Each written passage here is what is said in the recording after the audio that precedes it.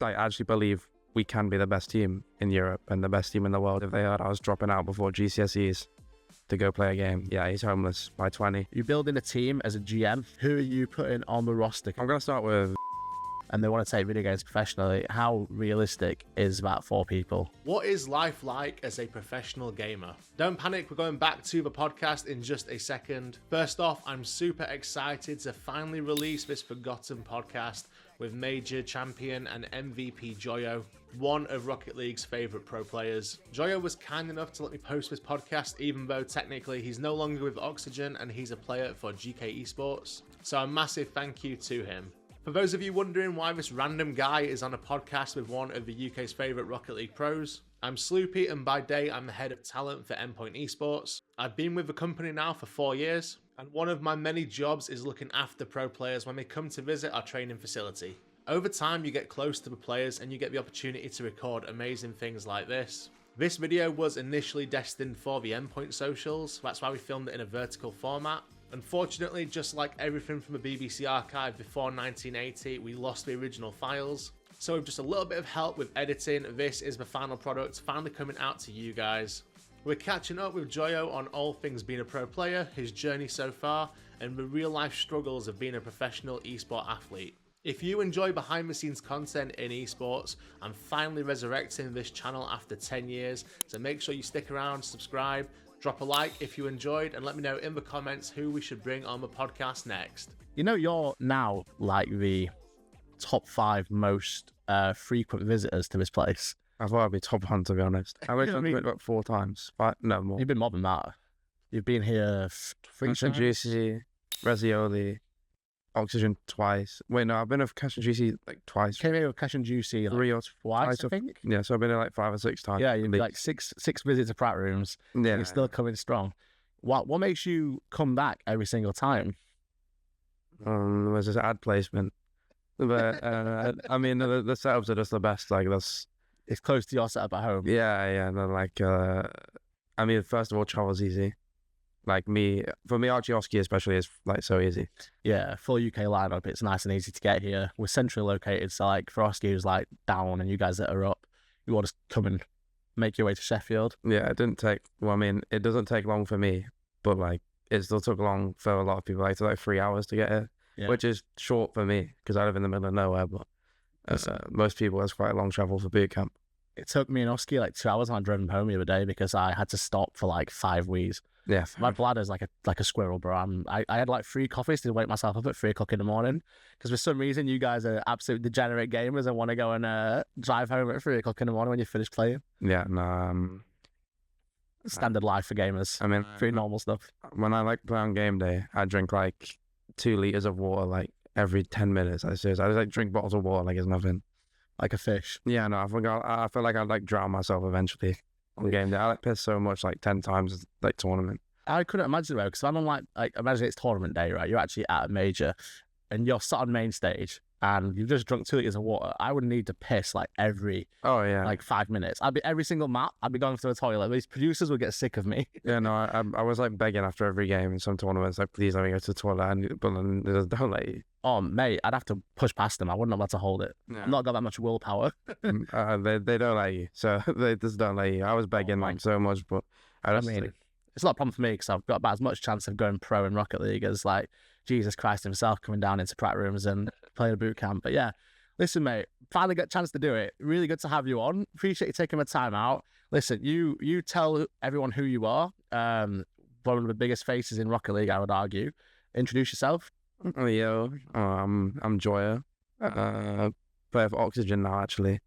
Just moved from Moist, so it's some different environment. I'm a Rocket League player. Started in like 2021. We just spoke about this, but yeah, I don't know. A lot of people know I am already, but yeah, Oxygen player. That's about it. English. We turned the green light on. Remind you which team you're with. Yeah. I had to think really quickly. What is it? Am I with Moist or Oxygen? Green light. I mean, I was with Moist for like 2 years. So you were with Moist for ages. I guess we'll kind of start with that. Take us back through the whole journey. So it's like the day you sort of started competing. We'll go from like the early days when you weren't a pro yet, quite quickly, and then we'll get to like the first teams. I'll let you tell your story. I won't go too deep into it, but yeah, so take us back to the very beginning, and we'll go from there. I mean, I guess a good starting place is when I was with Calix and Polar. I was on a team called Howard when I first turned 15. I played one regional main event and went 1-9 in games. I played Solary, Aether, and I don't remember the last team, but we were not very good. We made the grid. We were like top 20, if anything. I played that split, and then after the split, I went into off-season, and another friend of mine, Rise, was on another team with an ex-Triple Trouble member, not Calix, Tadpole. And we were talking, and we were just like, we should probably try play together. And did a bunch of tryouts, and we tried it with Scrub Killer, Bluey, people like that. I think we tried with Vert. We tried with Vitera, obviously, Seiko. And then, I don't know, like eventually we played some weekly tournaments. I think we played a big monthly tournament and played the old Team Queso, like VK Sailing and stuff. And they were like 4th in EU at the time, and we beat them. And I remember we just messaged each other like, this is the team. Whereas Vitera just like locked in straight away. So you beat the old Queso roster so badly they dropped the whole roster and put you guys straight in? I mean, you could put it like that, but like not really. The old roster joined Giants. Okay. And then obviously the org was like looking at who to pick up, and they saw us as a team that beat their old roster. And I guess they just thought it was a good choice. Sweet. So that was the Queso roster. What actually ended up happening with Team Queso? Like, was that who owned Queso? Was it Spanish org? Yeah, it's owned by a guy called Alvaro. Okay. He's a YouTuber, a Spanish YouTuber. Yeah. I didn't speak to him much, but he was an alright fella. Yeah, he was fine. I didn't speak to Queso much. Like, it was a business. Early days, yeah. Yeah. I mean, so how did the transition then happen from Queso over to Moist and Charlie? Well, we were like, for how we were performing, we were getting underpaid on Queso, but like we were getting overpaid at the start. Like, we were getting a lot of trust put into us by them when we were like a bubble team. But then when we like obviously like shot up to the very top, we're getting underpaid, and Queso couldn't really like provide the salary we wanted and like the benefits we wanted from an org. Like, it wasn't really their fault. I don't think anyone could have expected it, but I remember me and Rise when I called like Rizzo, and we're just like, the Moist still want a team. And they were like, and Rizzo was like, yeah, we're still looking at a team, but nobody like accepts. And I was like, I mean, if you want to buy us out, then like, it's a possibility. We weren't like gonna go and beg for it, but I remember we like put in the air that it was like something we'd be looking for, I guess. I remember we got with an agency, Prodigy, and I don't know, Prodigy got us a deal with Moist, bought us out from Queso. And then I'm pretty sure they sold Vitera for double what they paid for all 3 of us. Yeah, that roster went on to do massive things. I guess, I mean, I'm going to come to it later on anyway. I was going to ask about career highlights later on down the line, but I mean, we are on the subject. We may as well sort of put all this into one section. So, dialing back a little bit there, you guys joined Moist. Immediate success? Yeah. This was obviously right when Endpoint had a really, really good team as well in Rocket League, so we played you guys quite a lot. Yeah, all the time. I mean, the Endpoint roster I remember playing the most is with Archie, because I was like, obviously there's some more recent one, but we didn't play Seiko that much, but it was always in the same like part of the bracket as him. I mean, I remember we beat Seiko once to win a regional, and everyone was playing at Pete's house. Yeah, that was when the internet went down at the boot camp facility. So everyone had to move the PCs to Pete's garage, I'm pretty sure. Yeah. Or Pete's kitchen. Yeah, I think it was his kitchen. They took a picture of like dining chairs and like setups and stuff. But... yeah, I remember. It was before my time, actually. I wasn't actually at Endpoint when that happened. Yeah, no, I remember playing Endpoint a lot, especially just Wave Metza and someone always. Yeah, Wave Metza and Seiko before I joined him. And when I joined, it was literally Archie just signed for like Endpoint a few weeks before I joined Endpoint. So I briefly met him at London that year. But yeah, you guys played his life. In fact, one of the first games I remember watching, the day before I joined, it was a Sunday of the Open qualifier. Obviously, we had different names back then. But we played you guys, and you guys knocked us out for like 3rd place or 4th place at regional, which is still third, fourth place, can't complain of that. But yeah, So, yeah. I remember watching you guys play us, and it went down to the wire, and you guys ended up beating us in like I'm pretty sure it was like a map 7 almost. Like it was really close. Yeah, we had a bunch of like all-timer series against Endpoint. I remember we like best of 7 reverse swept Endpoint too. That's fair. But like it was always like a matchup that happened. It was like so common, but obviously like more recently it's not as much. But I mean the whole like landscape of Rocket League's changed since then. I mean, Rise of Vatira only just got back together, but There was a whole bunch of venture capitalist money that got pumped straight in that inflated Rocket League salaries to an exponential number.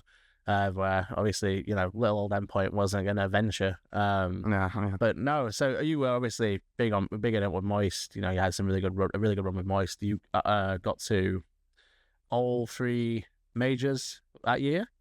We missed Sweden. You missed Sweden. Yeah, we missed Sweden. That was like our first split, and we were like, it was Vatira's first split ever, like rookies, like outbreaks. Yeah. And, Sweden, LA, London in that order. yeah, Sweden, LA, London, Dallas was the worlds. Yeah.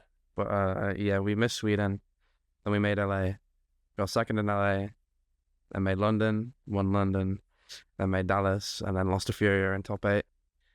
I mean, I've never actually asked you this, but I remember when for LA, all the players were in one big room together in like a practice facility in downtown LA, where you were all. What was Endpoint? Yeah, we were at one side of the room, and like G2 was somewhere in the middle, and then you guys were at one end. How did you actually get any useful practice in that room? Because I feel like that is literally just going to be like warming up, like mechanics. You can't sit and actually talk tactics when you've got 3 teams you're playing against, like in the same building. I mean, it probably was beneficial for us because my old team didn't talk tactics. Okay. We as Vatira were just like vibes. We were like Ted Lasso. That's all we did. Like we just vibe. Like we just play ball. That was all we did. We didn't do a replay like session the whole time we teamed. That's crazy. Like it was just pure like talent, I guess. So what you're saying is that's a good point. But what you're saying is it's all top players should just vibe and just have a good time. Just don't talk tactics. Talking tactics actually makes you worse at the game. Maybe not anymore. That was like the vibes era of Rocket League. Like you just could get away with anything. I mean, like that's when I started like pushing the boundary mechanically and stuff. And like the pinnacle of mechanics was the stuff that I did. And then a few other players came around. I mean, you got Zen now, kind of blew me out of the water. But like at that point, like it was just me and then like a few players on Liquid, Vatira. Even Rise was doing some crazy stuff mechanically, but you could just get away with anything. Like we literally didn't we barely spoke about what we'd do in the game. Like maybe after one bad game, like it was normally Rise would say something, maybe Vatira once, but we just played and we were just like, I don't know, it was perfect. We just were better than everyone. Rocket League, the only spot in the world where the meta was vibes. But for a period, yeah. I mean, now it's really, really sweaty and you couldn't get away with just playing off of vibes now. I've tried it. It doesn't work. So the skill gap has closed off a lot in recent years. Yeah, like teams like KC, General Mates, Vitality, BDA, like all the French teams. Notice we're all friends. Yeah, there's like so much more structured now. But back in the day, I mean, you could have like the worst internal issues ever, not talk to your team, go turn up on the day, play well, and you still win. But like now, like it's like you need a perfect environment or like near perfect. You need the best structure possible. I mean, people like do kickoff strats all the time now. It's like could change so much. Back when I was playing Rise and Vatira, you just did back left or back right, went for a solo play. That's all you did. I mean, you look at the streams, you mentioned like the facilities the guys are playing from, the things like BDS, Mates, and KC all have, and Vitality as well, all have their own places in their own home countries, like all in France, and I think Vitality have got a couple more in other places as well. But like you look at the KC like video feed on game day, and it looks so. I love KC. I think we're great players and things and great organization, but it looks so. What I would use is insipid. It's all just like pure white. They've got like the coach desks in each corner. It looks so professional and so like well-rounded. Like they're in such a hard-hitting environment. Like there is no room for error. You must perfect. You're a serious business. I mean, Farrell wore a suit to like LAN. I respect that. Yeah, he wore a suit. Like I respect that. For them, it's business. Like I'd love to see Andy Mandy wear a suit to LAN. I mean, he has to make one first. Love you, Andy, bro. And Andy in a suit would be pretty hard, to be fair. Not like I've struggled to adjust because I mean, out of all the players from the Vibes era, I guess, like I mean, that was like a literal spawner for talented players. It was like me, Vatira, Rise, all of Liquid, You guys came up in a crazy era. Yeah, like so many good players. Seiko. There was a few players that have been around for a little bit, like Yoris and Archie, who were like really good, but a bit more like, I guess, proven. But like me, Seiko, Vatira, all of Liquid, Rise. There was like so many players that just like spawned in at one time. It was so random. Even Zen was getting hype at that time. Like Zen was trying out with teams when he was like 13, 14, just for like the future. I remember playing against him, Mittain and Archie. And so, yeah, I don't know. It's a very weird time because like, obviously now you've not got many people popping up, and when you do, they're all like sometimes older than. Like, I mean, a lot of players that come around now are older than me still. Yeah. But like coming up at quite like a early 20s kind of. yeah, maybe late teens, early like 20s. Hey, shout out my boys there. Mittain and Archie on that team. Mittain, Arju, and Zen. I mean, they were actually really good together. Like I remember scrimming them at Worlds and they destroyed us. But yeah, I can't see us managing to afford Zen somehow on a transfer deal from Vitality. But you never know. It's some clutch deadline day business maybe. But yeah, I mean, circling back to obviously we're talking about the progressions there. So we've gone through like sort of the history of Moist and I mean, I think we should just touch upon. I'm going to ask you later on like your most favorite career highlight, and I can pretty much guess what's going to be said, unless you've got something else I don't know about. But if you want to talk about your favorite career highlight, which I think would most likely be in that sweet spot of Moist. Yeah, I mean the London goal, like series. I mean, it is actually more bittersweet than it used to feel, I guess, because we got complacent before Worlds, and I mean I still think that if we just, it feels so weird to say, but if we like saved our win for Worlds and we could have like cashed in, then it would have been more important. But I think it's still like, you know, you're underselling the important. I mean, that was an amazing game. I mean, I was in the crowd for that one. It was a really good land. Yeah, I mean, I remember obviously you guys had the entire section 114 on its own was just like screaming your names and the chants the whole way through. And then obviously, I mean, I remember you being on stage and you were like breaking down into like tears nearly because it was such an emotional moment, like overcome with emotion. Yeah, that was very overwhelming. I mean, like, it's kind of hard to remember because you don't even like process it, I guess. Like when we won, I didn't really process it, and I kind of regret not like living in the moment. But I was like so confused. Yeah, I started crying. You're too busy getting on Selfridges and buying all Louis Vuitton. Okay, yeah. No, I was doing that, to be fair, but like, I mean, yeah, I don't know. When I got the MVP as well, I was so like gassed. I wasn't even like, I mean, I guess it is gassed, but I was like, I couldn't even believe it because I mean, what about 6 months before I was a bubble player, like picking up 2 players on a bubble team where we were like, we believed in each other, but nobody else really did. I mean, I went from playing a Calix and Polar on Howard, like top 20 EU, to winning a major, win like less than a year, MVP and stuff. International major champion and MVP. Yeah, no, I mean, yeah, that's wild. It's unreal. I mean, that's same for Vatira as well. As like his second split ever, and he just won a major. That's crazy. Yeah. I guess rounding off this sort of bit, obviously you then transitioned. You know, what happened at Worlds happened. You guys obviously ended up splitting up as a team. I believe, correct me if I'm wrong, Vatira went first. And then you and Rise stuck for a little while. Yeah, split. Yeah. And then Rise left, and it was me, Astral, Juicy. Did Rise go to Oxygen after that? Yeah. Okay, so you kind of all, I mean, besides Vatira, you guys all ended up at Oxygen at some point in your career. Yeah, no, well, it's quite common for either Archie or Itachi to steal players from Moist. Itachi picked up Vatira, then got Juicy for mates. Archie got Rise, and then he got me now. There's just like a breeding ground for talent for Archie and Itachi to steal. But I mean, you landed on your feet, though. I mean, so I mean, you know, you had another extended period with Moist. You were sort of the child of Moist. I wanted to keep you around. You were obviously, I mean, don't get me wrong, I love Moist as an organisation. The guys who were there are fantastic. I've had a really good, since I started working at Endpoint and we built out this place and this brand, I've had a really good relationship with Hunter, with Noah, and with Matt and other guys over there. So you obviously stuck around. You were the prodigal son of Moist, so to speak. And then you had other iterations of a roster, like you said, so Cash and Juicy. Juicy, Oli Resi, Astral Juicy as well.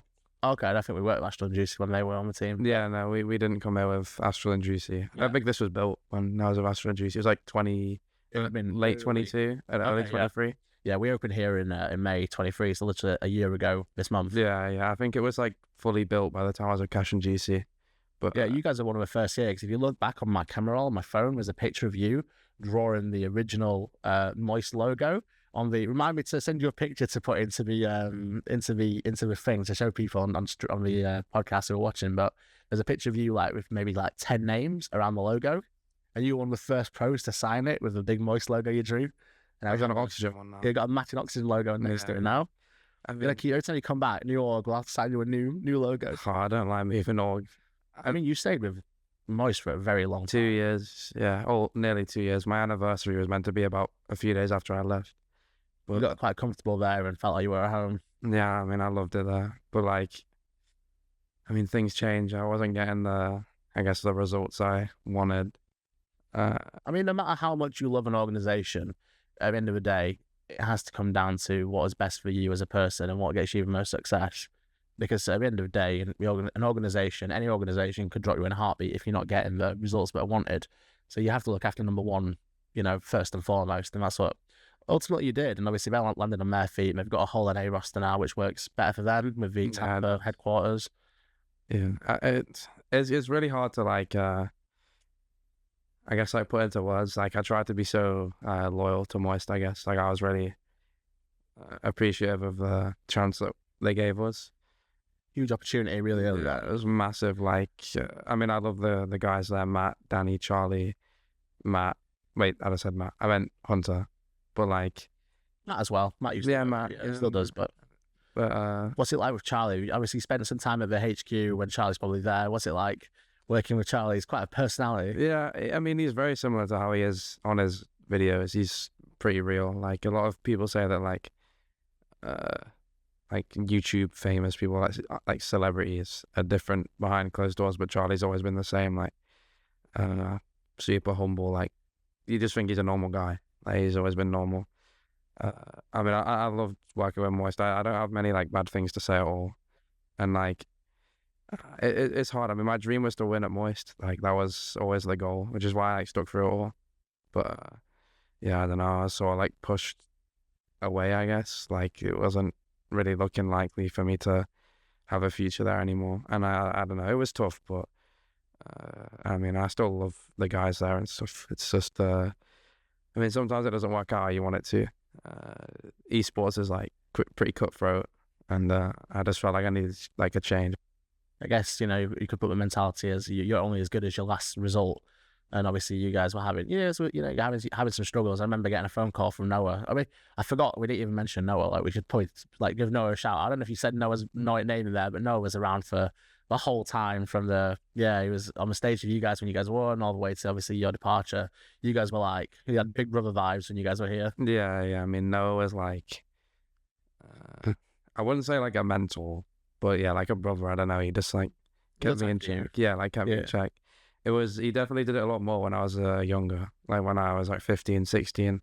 By the time I was getting a bit older, it was more like, Is just that friends. letting the sun go? Yeah, like just like friends, but like, I mean, we've always been like really good friends, but in work, he treated me more like a brother, I guess. I guess there's a lot of responsibility and like accountability for the coach and manager for a team of underage kids, because they are effectively responsible for your well-being while you're traveling around the world playing Rocket League. So although being a coach is, hard enough as it is, having the additional responsibility of also being the guy that's the responsible one for the team when you're abroad is huge. I mean, the parents obviously constantly worried and things.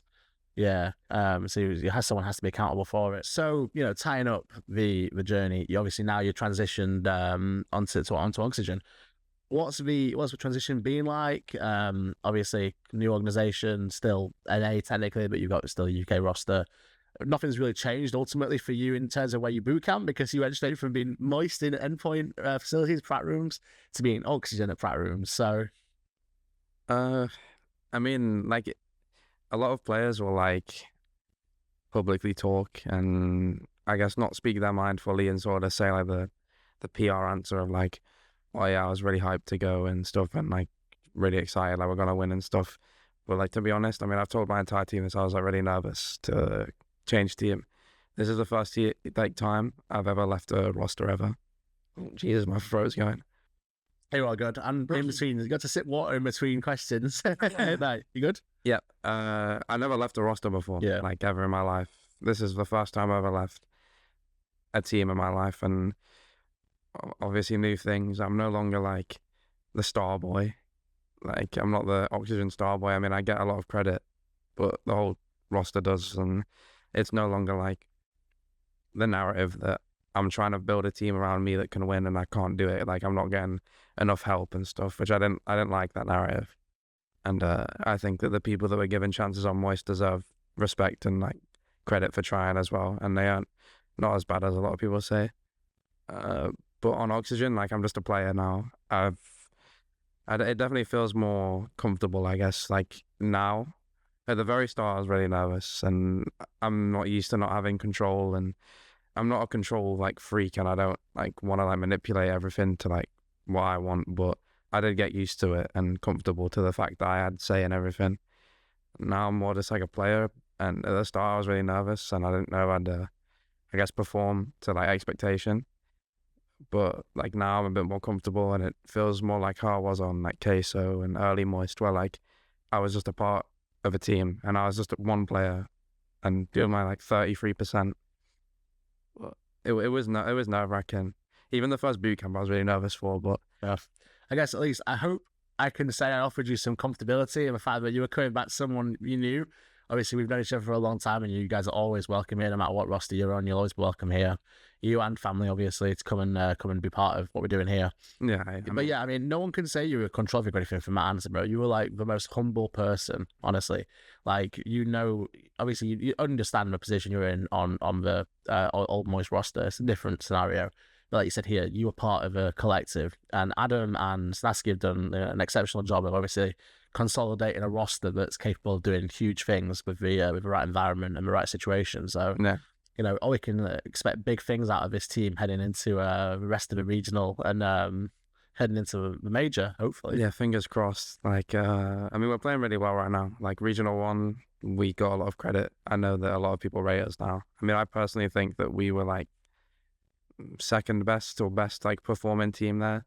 I know we lost to mates, but, like, what we actually showed was really promising. I mean, we didn't have the composure to close out a series that we should have, but, like, purely on gameplay, like, we looked really good. And Breaking, honestly, like, we were sat. I got here late, and I saw the tail end of the final game, and we were all sat watching downstairs in the lounge. It was heartbreaking, honestly. We were like, you had you down as favourites to win it, like 100%. I mean, that's one of the most like crushing defeats I've had in a while. Like on my last like few rosters, like we'd either win the series we were meant to win, except for missing a regional. But that happens. It's only, you know, there's no one for us to like consider, like, oh, we need these guys to lose or win to make it, because obviously Endpoint's chances are out of the window, unfortunately, this time round.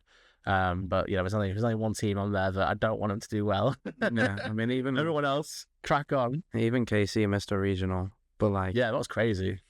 I mean, yeah, no, there's some crazy stuff going on right now. Endpoint and KC are literally the same rank right now. This regional, we're equal. KC are having the same split that I did last split with Moist. Yeah. I got a top 8, then I missed a regional, then I got a top 4. And KC currently got top 8, missed a regional. And then if they get a top 4, then they'll have the exact same split as me.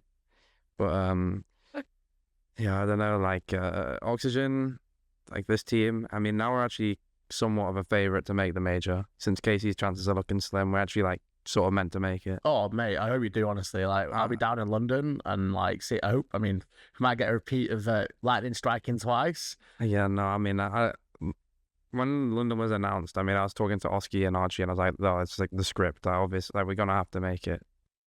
Like, I mean, we're also, like, not even just the stuff with me, like, winning the last one and the storyline, but also we're, like, the only English team that's, like, able to make it. We're the only full English team that, to my knowledge, is even close. Yeah. American org, flying the British flag. Yeah, it's true. It's like colonial times all over again. Yeah, no, like, yeah, for some reason, I keep going to international orgs. But building British teams. Yeah, I mean, it's the money. The money's good. The money's great. Yeah. No. I mean, how do you? I want to touch upon this really quickly, and obviously don't. Yeah, to say too much if you don't want to, but we both know what you earn. Yeah. And in terms of like, you know, being a 16, sorry, not 16, you're 18 now. Sorry, 18-year-old like earning this kind of like money. crazy. I remember your mum texted me at Christmas. I don't know if you know this, but me and your mum spoke at Christmas. So what do you get for the kid that's got everything? Because like there's nothing you can't buy for yourself. You could buy a car, a house. You could buy all the fucking Louis Vuitton clothes and products you want. You know, how do you get? Did your mum get you a present that we spoke about? Yeah. What was it? Wait, I'll tell you if it's the one that I mentioned or not. But you tell me what she got you. I And got I'll... quite a few presents because it was my birthday's on Christmas as well. Oh my God, you like the baby Jesus? Yeah. But I mean, I remember I got some cologne. I remember it was more just like useful stuff. I mean, I'm a big pajama like lover. I don't remember what I got. Honestly, it's been quite a while. What did he suggest something? Yeah, so we were like, I can't remember how the conversation came about, but we were talking about it, and we were gonna get. I say we, like I'm part of the family. Yes, I guess that's how kind of shout out Loz if you're watching this. I got the I sent her a picture of you and Noah. Oh, the one. Yeah, I've got it. Have you got it? It's framed on my. Oh, that's it. It's on a desk. Yeah, it's on my desk. we took it. I mean, you guys can't see the rest of the studio, but behind the cameras on over here, we have the rest of the set that we use for loadout and for the rest of the media products we do here at Endpoint and Pratt Rooms. We had the Moist guys for the first boot camp they did with which team was it? Juicy and Cash. Juicy and Cash. When Juicy and Cash and Joyo came down for their first boot camp, we had a photo of Joyo on it was Noah on Joyo's shoulders doing a piggyback, which was a funny picture that our old content guy I forgot about that. Yeah, no, Yeah, I forgot about that. I remember that's framed. It's actually on my desk. Like, oh, that's so cute. Yeah, no, I remember getting that. It's like a framed picture. Yeah, it's a good memory. I mean, when we have you guys here, it's always good vibes. Like whether it was the Moist team or the Oxygen team, doesn't really matter. You're all always good guys. So yeah, it's a nice picture, a nice memory. I mean, yeah, it's always like nice to be here. I wish that the rest of the Endpoint team were here because I know I enjoyed that last time. And now it's always RG just alone. Yeah. So right now, as of I don't know when this will get posted in terms of timeframes, but this is getting filmed pretty much right after Regional 2 Walls. So yeah, Quad Swiss and Endpoint failed to make. No, it wasn't Swiss, was it? It was the like bracket, like day 3 bracket. Top 30. Top 32, yeah. Yeah, top 32 bracket. Endpoint failed to make it to the Swiss stage. So the guys had a very, very rough time, I'll be honest. I don't think they're going to mind me saying it. I know a couple of your guys text our guys to like say, keep your heads up kind of thing. And I was in the building because I work strange hours and work weekends, but I was here hanging out and they came in and obviously they were really upset and console them best we can. But yeah, they wanted to go home for understandable reasons. Get a decompress from Rocket League and reset. I don't know whether they're gonna come back. I'm hoping they do. They should. Like, I mean, I did the same thing. Like, we missed a regional. We were meant to go here, didn't come. Yeah. Cancelled it. But we came back for the last one, and I mean, we got a top 4, and I mean, the major chances were like nearly out the window. I think we had to win, and then we would have got a tiebreaker or something. But like, it does like it's about the experience sometimes. Like, it is tough to like come back and like play and stuff. But like, I mean, KC missed a regional. I mean, I've missed a regional on a team that shouldn't. It's something that just happens sometimes, and like, I don't know. Like going to a boot camp is still a good experience. Like KC is still going to boot camp for the 3rd. I still boot camp for the 3rd. They'll like get over it. Yeah, 100%. I mean, they are getting there slowly but surely. They've got a really good support system in place. Yeah. Our sports psychologist, Callum, that works with the guys to, help them out mentally. And obviously, they know that, Adam and Pete, myself, will always support them in anything they need. So hopefully they do come back. We're supportive of them trying to come back if they want to, but obviously it's totally up to them. It's their decision. Obviously, chances of making anything this year and out of the window, I think it's pretty much everyone. It's a tough year. It's a really tough year. Everyone knows now that basically the Gamers 8 qual will be invited mostly. I don't know if it's a couple of qualification spots, but we certainly won't get an invite. So our season, for all intents and purposes, is done. But obviously, there's still a chance to make a good splash at the last regional and potentially make some. It's always good to make a statement. So back onto being a very high earning kid, what's kind of the financial responsibility looking like? I think last time we spoke when you were at the last boot camp, you were talking about buying a house potentially next. Yeah. pocket some money, some investment? Let's hit that real quick. Oh, And if you don't want to, you don't have to, no, but it's fine. I mean, I'm open of it. But it's a like, great thing. Like, I think it's such a good idea. I don't know who, whether it was your own idea or someone kind of influenced you into it, but that person is a good person because it's a great thing to do. yeah, I mean, I've always thought about it, and like, I've had some influence from like Noah, from my dad, I have an accountant as well, and properties. Like, I mean, I've always heard it even before I went pro fully. It's a really safe investment Yeah, compared to the rest. It just like seems to slowly rise most of the time, and worst comes to worst, you can rent. Like, it's seems like a venture I want to get into. I know it's hard to get into, but Can be. Airbnb serviced accommodation right now is so good. I mean, this isn't a clippable thing for TikTok, so we can't even like turn it into we can't even turn this into like a shot or anything. But like serviced accommodation right now, I work with loads of serviced accommodation providers in the area because we have a constant need for additional accommodation when our places are full, where you guys are now. We provide the places we put you guys in are yielding like 3, 4, 5K a month in rental amounts because they're getting hired out by like professionals in the area. Some of the places on this street are completely booked up like 30 days of a month, or 28 days of a month, whatever month it is. It's such a good investment. Like if I had the capital to get a buy to let right now, I would be on that shit straight away. Like me and Pete, joint venture, like for a service accommodation unit coming soon. I'd like really like to get into property. Like, I've heard about it, and it just seems like a good idea. I mean, I could also just buy like a house for myself. I'm an adult now somehow. I could leave a house. Surprise. I don't want to. I'm not very responsible, but like, it could be good to get on the property market. I wanted to look at like a storage facility as well, because that's quite low. I guess High storage facility or like rent storage places. I guess like I've always looked into that because when I moved house, like with my parents, we used one, and we were talking about like this is a pretty easy job to have. You just rent out like not garages, but like containers and like, I'm with you, yeah. Okay. yeah. So you can just like store stuff, and it seems like pretty low effort, high, or like low risk but low effort. Just like passive income. I always wanted to get like multiple passive income streams because Financial freedom. Let's go. yeah, bro. exactly. Financial free. I mean, I don't have an education, so I need to figure it out somehow. So No, I mean, obviously, you got your head screwed on, right, man? Honestly, if every single Rocket League player and every single esports player thought like you, the world would be a better place. yeah. Yeah, I mean, obviously, you touched upon that. Obviously, you dropped out of school to pursue your passion. Obviously, the education system, arguably fails a lot of people, and obviously, it failed yourself. Definitely failed me. Yeah. And you obviously had the fallback of being talented enough to be a Rocket League pro. I was very lucky. I guess the question in that regard is, what's your advice to other people in a similar kind of position where school might not be for them, might not enjoy it as much, and they want to take video games professionally? How realistic is that for people? I think it's important, to be honest. I'm not like a professional advisor, but if you're not, I guess, happy, then it's what, in my opinion, it's worth at least getting GCSEs. Yeah. Like that's, I don't have them, so I can't really speak much. But you have to stay in education until you're 18, I'm pretty sure. Yeah. It changed recently. Yeah, I kind of, well, not got away with it, but I kind of, I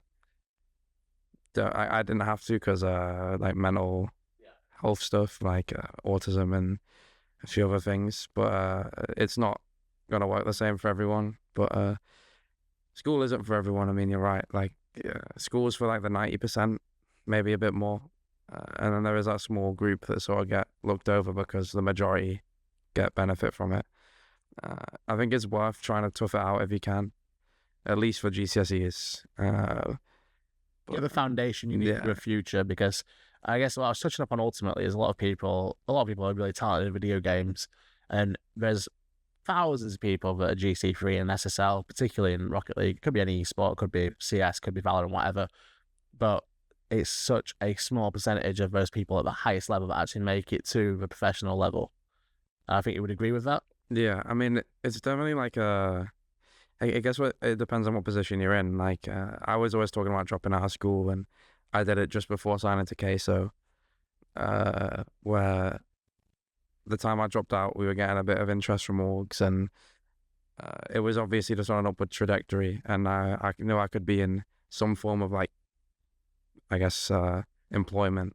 So you were kind of like, you weren't super locked into having like high earning contract, big org. It was kind of a bit of a risk on your part as well. Yeah, well, we were talking, like, my parents, especially my mum was talking about it before I even went pro, but like, I had a few orgs in like the lineup, like Queso, Wolves, Giants we spoke to, and they were interested. They never like, we weren't like fully locked into anything. We could have ended up orgless still, but with that prospect, I think it might have been like the thing that pushed my dad especially was against it, but then eventually like warmed up to it, and it worked well for me. But it is risky, like it has to be said, it is risky.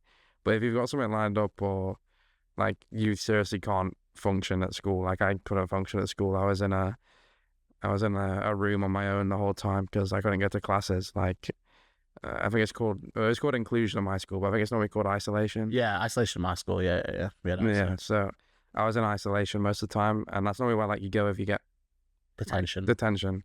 But I was there for like other reasons. Yeah, I understand it, mate. And I mean, I think it's really important you talk about it because other people are going to be suffering from the same thing. And I think it's good we have a realistic outlook of what being a professional video game player isn't going to be realistic for everyone. They have to be honest with themselves. And obviously, you've had obviously, a lot of it is skill and talent, and obviously a pinch of luck in there as well. But everything's It is more than a pinch of luck, in my opinion. Like, I know I'm like talented and I'm skilled, but like, it definitely still is lucky that like stuff lined up. Opportunities at the right time. Yeah. Because I think a lot of people get like annoyed at like the stigma of like getting called lucky and stuff, but I think you can create your own luck anyway. Like, I think I was skilled 100%. and talented, and that's why I created my own luck. But 100%. it was You have to definitely work really hard. lucky.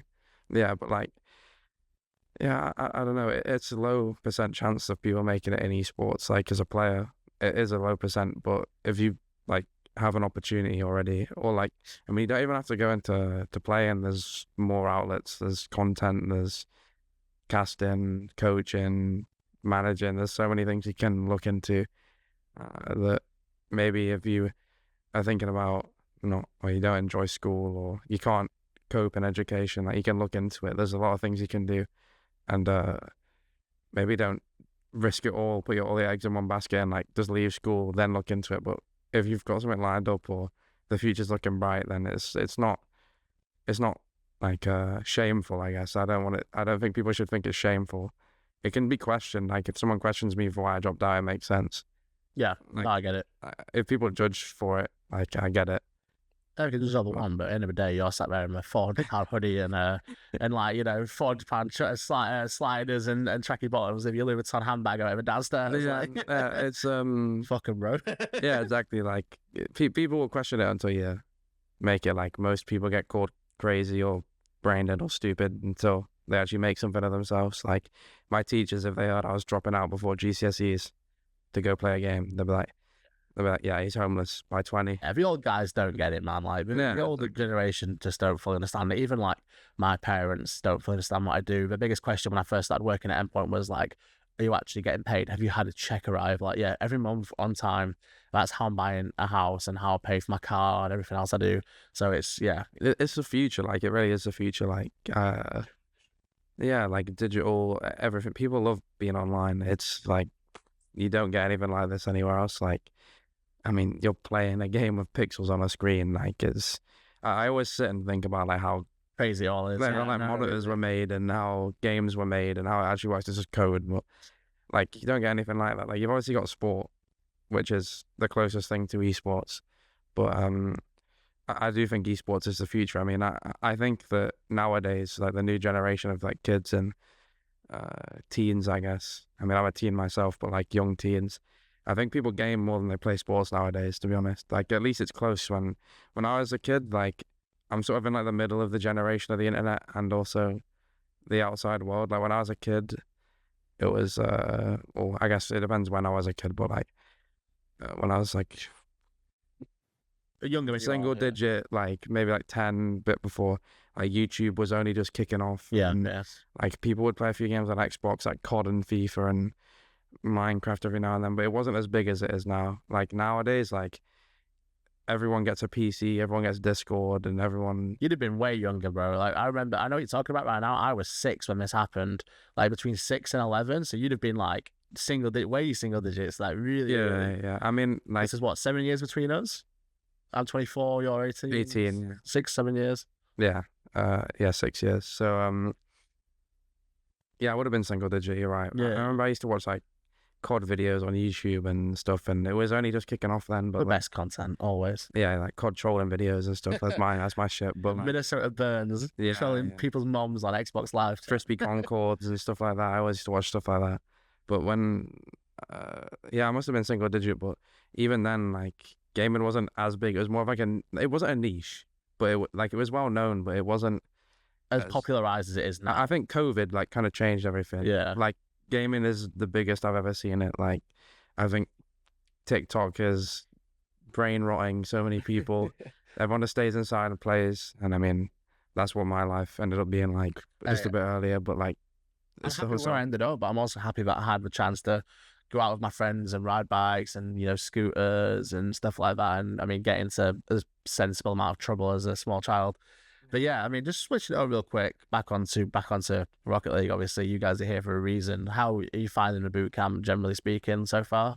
Obviously, you've only been here for technically you've had like maybe 8 game hours or something like that so far. Yeah, I mean, there's a reason that I keep wanting to come back. Like, not trying to glaze, but it's a good facility. Like, it's the closest one to me. Yeah. I'll start glazing. It's the closest one to me. They got the best setups. They got 360 hertz monitors everywhere. The PCs are all the best PCs that I've used at a boot camp. I mean, keep getting top 4s here. Nah, brother, let's go. Yeah. I need it. Big respect. Yeah, no, it's a shout that's up in the process. Yeah, it's a great facility. I mean, that's why we keep coming back. Is the best facility I've been to, and this and the Moist facility are like top notch, like S-tier facilities. Yeah, Oski said the same thing. He said to me the other day, like, this is the best facility I've been to except Liquid. I'm like, I can take that because Liquid's that's a good compliment. Yeah, like Liquid's Utrecht place is fucking insane. I mean, don't hire it out even pretty much. It's just for Liquid. The fact that that's like the echelon we're going for, and like we're just missing out on. I am perfectly fine with that forever. Yeah, no. Plus, Liquid are like $150+ million value dogs. So, yeah, we've got a little bit of catching up to do. I mean, I've been to like quite a few boot camps in my time. I've been to like, Moist, obviously.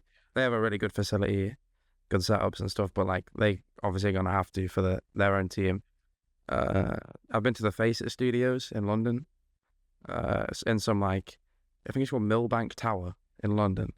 Some big skyscraper, yeah. It was crazy. Like the Face It Studios, like there's like board rooms with like screenshots of CS like locations on the wall, and like that was a crazy place. But they had a curfew of like 8 p.m. or 9 p.m. So you're pretty useless for like Rocket League and for many orgs and esports. Yeah, 8 p.m. We're 24 hours for a reason. It has to be. Yeah, we were there with Team Secret, and it was a good boot camp, but the curfew and like the fact that it was like 28 floors up and stuff was like a bit of an issue. Like, this is definitely, if I was gonna like, I could like tier list boot camp facilities, and this would be in the S tier with the Moist one. Let's go, bro. Appreciate that.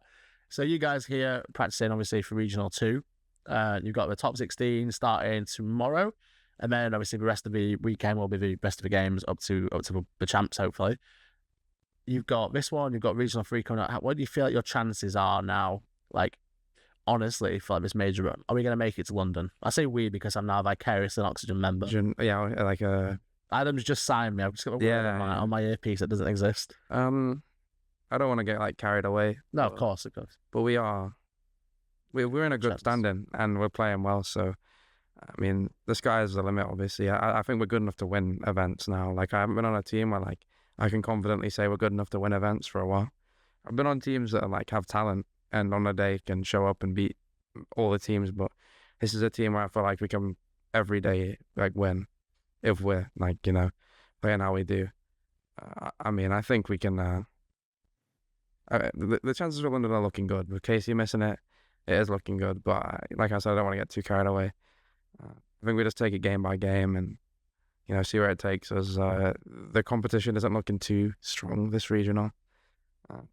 So I think if we just like keep our heads on our shoulders and like just focus on it one game at a time and not like think of the big picture, we should be fine, at least for this regional. And then we have to reset and do the same next regional. But I think we got a really good chance, and I am agree. confident. You guys are looking solid so far. And I mean, I hope it happens. Honestly, really hope it happens. I'll be down in London anyway, so like I said, I want to see Lightning strike twice and you back on the stage again. Looking forward to. Are you gonna be in London regardless? Even if you don't make it, we're gonna be in London for the major. Probably not. Gonna make it. It'll be. I mean, I'll be there, but obviously making it. Yeah, of course. Let's say hypothetically, in a hypothetical world, or we miss it and Joe can. I think I'd be too crushed to go. To be honest, like I get that. Yeah. Losing with this team, like because of how much I believe in this team, like losing with this team has felt worse than any other team, other than Old Moist. Like this team and me, Raz Vatira, are the two teams where like when we lose, like actually that breaks me for like a bit after the loss. With my other teams, like I'd feel sad over a loss or mad over a loss, but I could sort of like disconnect from it because I didn't feel like the same environment as I do now. Like it didn't feel as it's not personal, but like when I lose with Oxygen, or when we lost to General Mates, or on Moist when we lost to Fury, or like lost in a regional, got second, I really felt like we all gave our all, and it just didn't happen on the day, and it makes me mad. It makes me upset. When I don't show up, it makes me like feel the worst. But on my other teams, it was sort of easy to disconnect because I was sort of like, oh, we're a pickup team anyway, and we're like a ragtag group of players that were never meant to do it anyway. But with these guys, like I actually believe we can be the best team in Europe and the best team in the world. So when we don't show it, it like gets to me a lot. But I think that's the same goes for the Oski, Archie, and Snasky too. We were all so mad at the General Mace loss, but like not in a way where we're like mad at each other, more just like fired up to get back next time. It's all about how you guys bounce back, and ultimately you guys are our best chance of taking down the French. You are the Infinity Gauntlet. I don't know what it's called because I don't watch Marvel, but you are the stones. Thanos thing. Yeah, the gauntlet, the stones, or whatever. Exactly. Yeah, you guys represent the stones. You guys are the ones that can click the French out of existence. The English Infinity Stones. Exactly. That's it. That's what someone needs to Photoshop that, bro. We need a Marvel inspired Oxygen game day post for London. There you go. Graphics team Oxygen free of charge. Yeah, I mean, like this is always like there's always narratives with players and teams and stuff. Like my old narrative that was that I was carrying and didn't get much help. Not my new one, but like the team now is like the killers of France. But it's always been the same mentality: just play the game in front of you and win. It's good. I mean, I've always wanted to like shelter my team from criticism, especially when I was like a leader. I'm not really a leader anymore, but I always wanted to shelter my team from criticism and like take it myself. But now I've got Archie who takes all of it himself. But it's a lot different, but. I've got high hopes, and I like believe in this team more than any one I've had for like years. So. I love that. Let's wrap this one up with one last question then. Let's take Oxygen out of it. So your teammates don't exist, right? You're building a team as a GM, future GM of an organization. Who are you putting on the roster? Can be international, can be EU only. It's totally up to you. But you give me the 3 names of players that you would build your roster around as if you weren't available because you're old and retired now. Okay, so me, Oski, Archie, you'll have like game-breaking injuries. Exactly. You've all had your hands chopped off. Okay. And I want to build a team, and that'd be a manager or like coach. Either past players that have now since past retired, players, or it can be current talent. You give me the 3 that you would pick out of the pool of players that have had in Rocket League. Okay, current. If I go all EU, it's kind of boring. Go anywhere you want, mate. Honestly, Reynolds went all NA. And yesterday we filled with Spoy, who kind of picked an international team in Rainbow Six. So if you want to go internationally, go ahead. If you want to go EU only, go ahead. I'm gonna start with Zen, probably. It's like the cop-out answer, but I think he's crazy of the game. I mean, he doesn't remind me, but I can sort of see myself in him, sort of like a mechanical player at like peak of his powers right now, like pushing the boundaries mechanically. I think Zen's a great player. I'd definitely have the team I built around him. I think he's a generational talent. So we've got Zen on the ball. Who else have we got? We've got Zen. I don't want to keep it EU, and I don't want to do the Zen Vatira Monkey Moon that everyone's always going to say, because it's just like the obvious one. Vatira's definitely in like the shout, but if I was going to go international, I'd also think, I might pick like TRK or something. TRK or someone like that. TRK played so good at the major. Yeah, let's build it internationally. So I go Zen, TRK, and then I can pick one from like Sam, NA, or something like that. It's probably between like Daniel or like all of G2, maybe some Gen G members. And Sam, you got Jan, Lost, and Trafinio, people like that. I'd probably pick Daniel.